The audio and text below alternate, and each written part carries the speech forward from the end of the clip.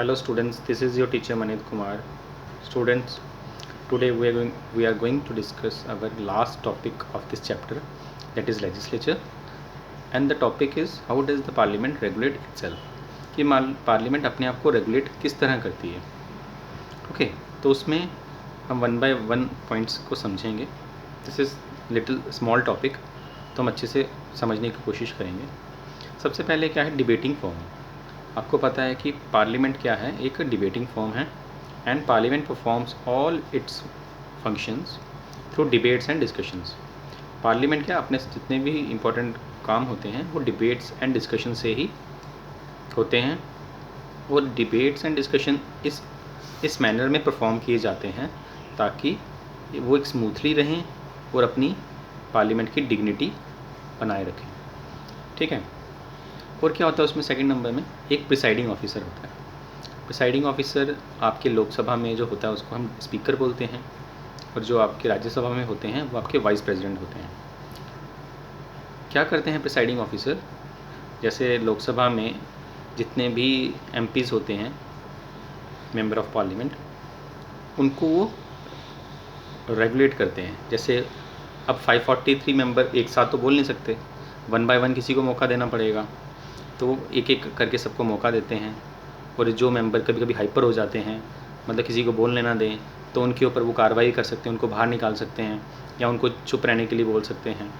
ठीक है, because he is the final authority, तो वो उनका माइक बंद कर सकते हैं. तो कुछ ऐसे टूल्स हैं जो अपना सकते हैं जिससे उसका डेकोरम मेंटेन रहे. ठीक है, उसके जो फंक्शंस होते हैं वो स्मूथली रहें और एक मीनिंगफुल डिबेट और डिस्कशंस हो सके. ठीक है. And other thing is anti defection law. क्या होता है कि कभी कभी हम इसको एग्जांपल से समझेंगे कि legislature who is elected on one party ticket must be restricted from defecting to another party. कि अगर मुझे कांग्रेस से अगर मुझे टिकट मिली और मैंने इलेक्शन कॉन्टेस्ट किया और मैं जीत गया, तो जीतने के बाद मैं बीजेपी ज्वाइन नहीं कर सकता, तो मुझ पे क्या लग जाएगा, डिफेक्शन लॉ. ठीक है, मतलब मैं डिफेक्टेड माना जाऊंगा.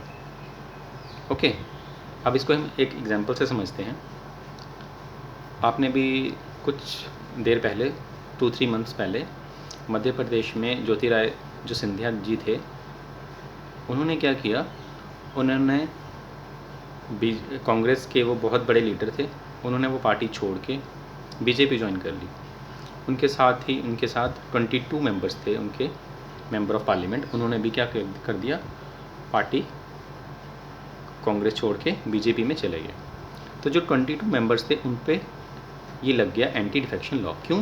क्योंकि उन्होंने जीते, वो लोगों ने उनको वोट दिया था एज ए कांग्रेस मेंबर, क्योंकि वो उन्होंने कांग्रेस की से टिकट लिया था, और वो चले गए कहाँ पे, बीजेपी में. तो उनकी सबकी सदस्यता ख़त्म हो गई. जो उनकी लेजिस्लेटिव काउंसिल के जो वो मेंबर थे, उनकी सदस्यता ख़त्म हो गई. उनको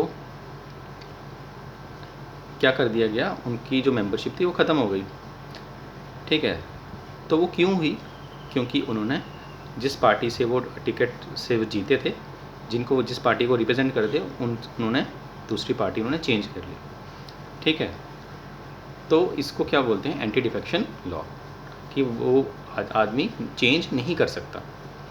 तो ये कब कानून बना, 52nd अमेंडमेंट हुई 1985 में.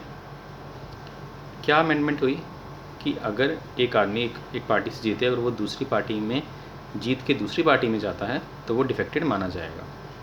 पर इसमें कुछ प्रावधान थे कि अगर 33% जो है या 1/3 मेंबर्स एक पार्टी छोड़ के दूसरे में जाते हैं, तब उनको डिफेक्टेड नहीं माना जाएगा, तब उनकी मेंबरशिप ख़त्म नहीं होगी. ओके.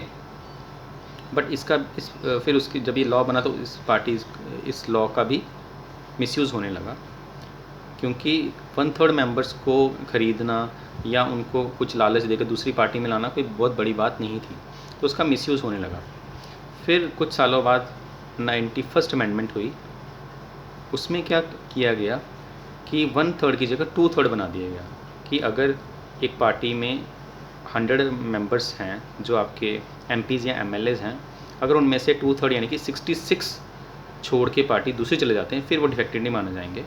फिर ऐसा माना जाता है कि वो पार्टी में ही कोई ज़्यादा प्रॉब्लम होगी, इसलिए 2/3 मेंबर्स यानी कि 66% लोग छोड़ के जा रहे हैं, मतलब मेंबर्स छोड़ के जा रहे हैं, ठीक है। तो 52nd अमेंडमेंट में थे 1/3, वो अगर जाएं तो डिफेक्टेड नहीं माने जाएंगे। बट अभी क्या चल रहा है 91st amendment of the constitution, जिसके अकॉर्डिंग 2/3 मेंबर यानी कि 100 में से 66 मेंबर अगर पार्टी छोड़ के दूसरी पार्टी में जाते हैं तब वो डिफेक्टेड नहीं माने जाएंगे। अगर 66 की जगह 60 भी चले गए तो वो क्या माने जाएंगे, डिफेक्टेड, और उनकी सदस्यता ख़त्म हो जाएगी, चाहे वो लोकसभा में हो, चाहे वो आपकी स्टेट लेजिस्लेटिव असेंबली में हो, ठीक है, मतलब एमएलए हो या एमपी हो। तो ये कुछ टूल्स हैं जिससे क्या होता है, डेकोरम उनका बना रहता है, डिग्निटी बनी रहती है पार्लियामेंट की या स्टेट लेजिस्लेचर की, ठीक है, और स्मूथली फंक्शन होता है, ठीक है। तो इसका मतलब क्या है कि पावर्स का मिसयूज़ ना हो, ठीक है, हॉर्स ट्रेडिंग टाइप्स ऐसे काम ना हो कि एक सरकार को आसानी से गिराया जा सके और दूसरी बनाई जा सके। तो कुछ ऐसे चीज़ें हैं जिससे ये चीज़ें अवॉइड की जा सकती हैं। तो आज आपका ये चैप्टर कंप्लीट हुआ। तो जो आपका स्टडी मटेरियल है वो मैं आपको सेंड कर दूंगा। Thanks and have a nice day.